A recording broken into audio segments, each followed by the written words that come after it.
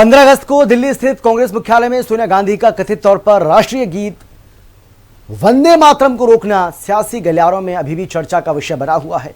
कांग्रेस जहां वंदे मातरम का इतिहास बताकर बीजेपी को घेरने की कोशिश कर रही है, तो वहीं बीजेपी इसे पाप बता रही है।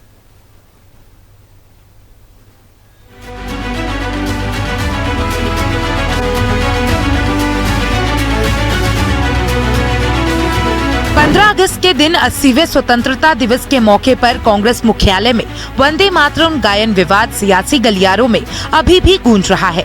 केंद्रीय गृह मंत्री अमित शाह ने इसे पाप बताते हुए कहा कि देश की जनता सोनिया गांधी को माफ नहीं करेगी। कांग्रेस पार्टी के मुख्यालय पर वंदे मातरम का गान हो रहा था। चालू गान में कांग्रेस की नेत्री सोनिया जी ने कांग्रेस अध्यक्ष को गान रोकने का कहा। हम सब टीवी पर देखते रह गए। 80 साल के बाद बंकिम बाबू का ये अमर मंत्र, अमर गान जब फिर से सम्मान प्राप्त कर रहा है, वो भी सोनिया जी को राज नहीं आता है। सोनिया जी, 140 करोड़ की जनता आपको देख रही है। आपके द्वारा किया गया ये पाप इस देश की जनता कभी माफ नहीं करेगी, कभी माफ नहीं करेगी। उधर वंदे मातरम विवाद के बाद से कांग्रेस वंदे मातरम का पूरा इतिहास कुरेद रही है, तो वहीं बीजेपी राष्ट्रगीत के अपमान पर हमलावर है। जो कृत्य कांग्रेस की वरिष्ठ नेता पूर्व अध्यक्षा श्रीमती सोनिया गांधी और राहुल गांधी ने किया है, देश उसे माफ नहीं कर सकता।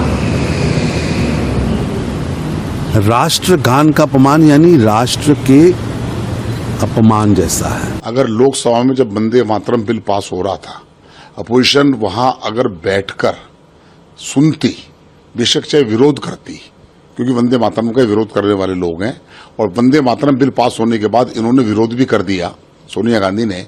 केवल माफी से काम नहीं चलेगा। उस बिल में प्रावधान ये है 3 साल तक की सजा है। देश के कई पुलिस स्टेशन में उनके खिलाफ केस रजिस्टर्ड हुआ है। इस पर कार्रवाई होनी चाहिए, मुकदमा दर्ज होकर, और 3 साल की सजा का अगर प्रावधान है, सोनिया गांधी कितनी भी बड़ी हो सकती है, लेकिन कानून से ऊपर नहीं। देखिए, वंदे मातरम पे पूरी तरह एक्सपोज हो गई है कांग्रेस, बेनकाब हो गई है कांग्रेस। वंदे मातरम विरोधी है कांग्रेस। वंदे मातरम से गाने से उनका कंफर्ट लेवल बिगड़ जाता है। जिस तरह सोनिया जी, खड़गे जी और राहुल जी का कंफर्ट लेवल बिगड़ा वंदे मातरम गाने को लेकर, उसको जिस तरह रोका गया, रोकने की कोशिश की गई, ये बहुत दुर्भाग्यपूर्ण है। और केरल में तो पूरा गाया ही नहीं गया। वहां भी कांग्रेस का राज है, वहां भी मुस्लिम लीग के प्रभाव में कांग्रेस ने उसको रोकने का काम किया। तो वहीं सेल्फ गोल्फ का शिकार हुई कांग्रेस वंदे मातरम के तथाकथित अपमान के बाद सफाई पर उतर आई है। पाप तो तुमने किया है भाई। राष्ट्रगान सर्वोपरि है हमारे लिए, तुमने उसे नंबर 2 पे कर दिया। अपने मन में झांको, तुम कर क्या रहे हो, हमें मत बताओ ये बातें। हमारे लोग तो वंदे मातरम तब भी बोल रहे थे कांग्रेस के अधिवेशन के अंदर, जब आपको लाठी खाने से डर लगता था और आप अंग्रेजों की गुलामी कर रहे थे। हमें क्यों बता रहे हो ये बात? गृह मंत्री हाउस में तो नहीं आए, बच्चों का जवाब नहीं दिया आज तक, जिसने बंदूक उठा के बच्चों पे पैलेट्स मार दिए, उसके बारे में जिक्र नहीं करेंगे। सोनिया गांधी पे जिक्र करेंगे। ये डाइवर्शनरी नहीं है तो और क्या है? क्या बात कर रहे हैं? अभी अभी ये नया भक्त बन गए वंदे मातरम की। आरएसएस हेडक्वार्टर्स में कितने साल हो गए कि नेशनल फ्लैग तक कभी उड़ाए नहीं, तिरंगा कभी उड़ा नहीं वहां। वो ओथ लेते हैं, अपने अपने ओथ। सोनिया गांधी बीजेपी के किसी भी बड़े से बड़े नेता के मुकाबले में ज्यादा देशभक्त हैं। उन्होंने ये साबित करके दिखाया है।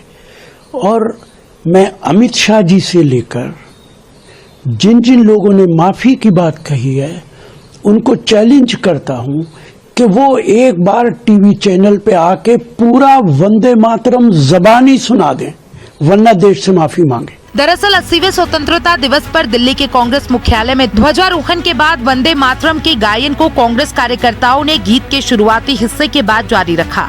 इस दौरान राहुल गांधी और सोनिया गांधी की ओर से गायन रोकने का इशारा किया गया, लेकिन कार्यकर्ताओं ने इसे नहीं रोका, जिसके बाद कांग्रेस सेवा दल के पूर्व अध्यक्ष लालजी देसाई ने मामले में हस्तक्षेप करते हुए गायन पूरा कराया। कार्यक्रम के बाद राहुल गांधी और सोनिया गांधी की देसाई के साथ बातचीत भी हुई। बस यही इशारे सियासी गलियारों में चर्चा का सबब बन गए। स्पेशल रिपोर्ट, हिंदी खबर।